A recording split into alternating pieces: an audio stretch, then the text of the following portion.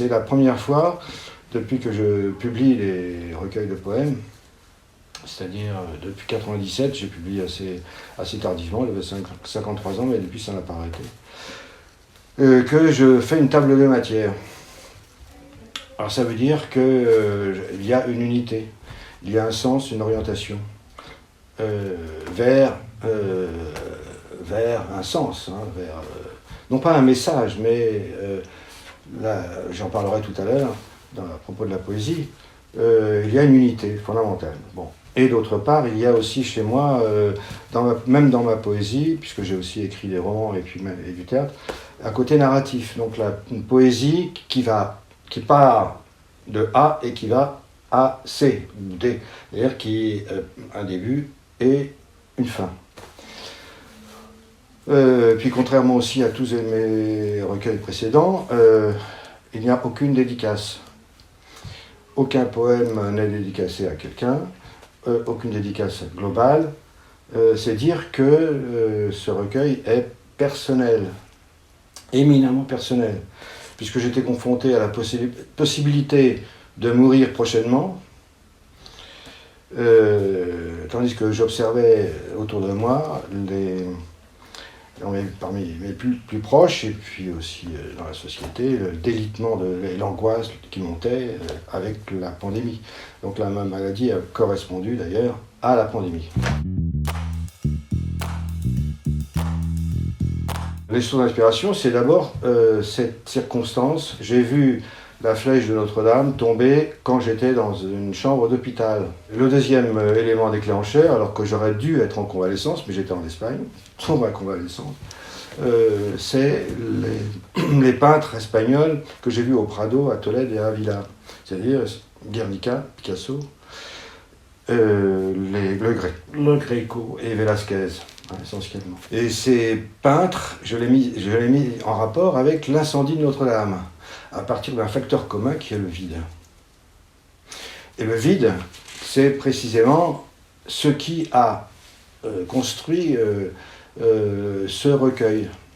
Le vide qui était en moi, mon vide intérieur, à cause de ma maladie, et d'autre part, le vide autour de moi avec la pandémie.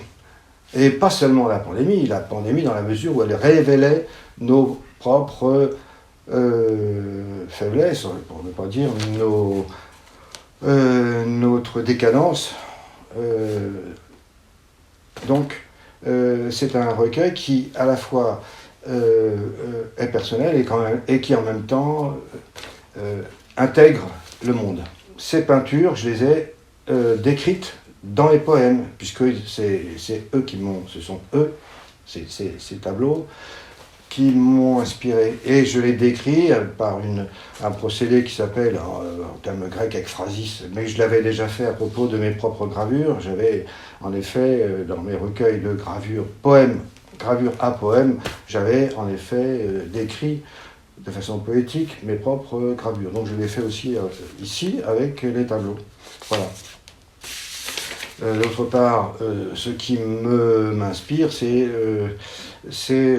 outre le vide, le mode pour le saisir. Et c'est d'abord la contemplation de la nature, la contemplation des tableaux, des peintures, la contemplation d'une figure de langage et la contemplation du texte biblique lui-même.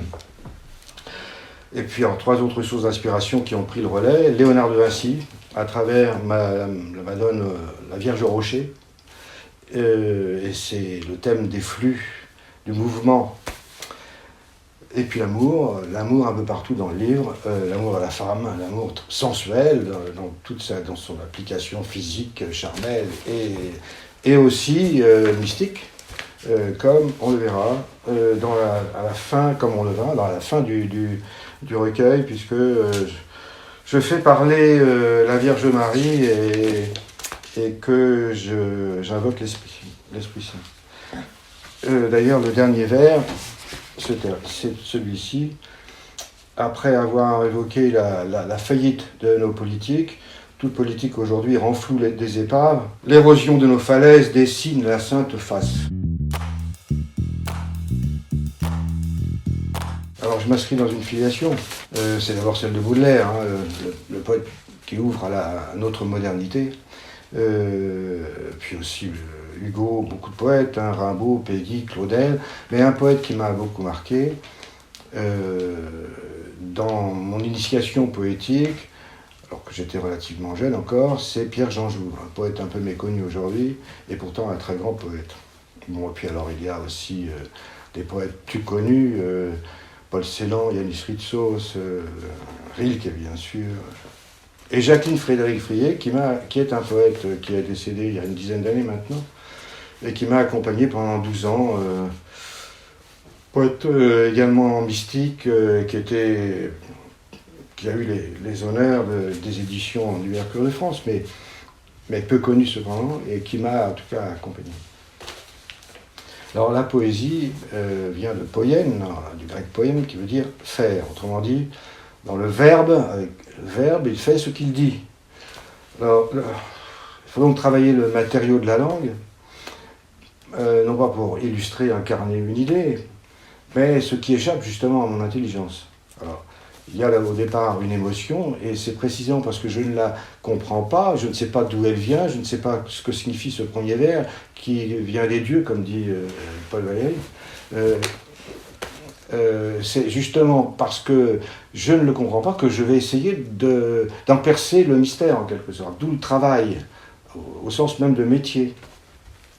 La figure privilégiée en poésie, pour moi, la poésie en tout cas, c'est l'allégorie, chère à Baudelaire d'ailleurs, et tout ce qu'elle implique, c'est-à-dire les associations, bien sûr, les analogies. Voilà, le travail du rythme sur les consonnes, qui permet de mettre en rapport les mots entre des mots qui peuvent être éloignés dans le poème, ou rapprochés, en tout cas, par les sonorités, et en particulier les consonnes, ou les assonances, ou les rimes internes, etc. Car en fin de compte, ce qui compte dans un poème, c'est qu'il soit chargé au plus haut degré de sens possible. C'est Ezra Pound qui le disait.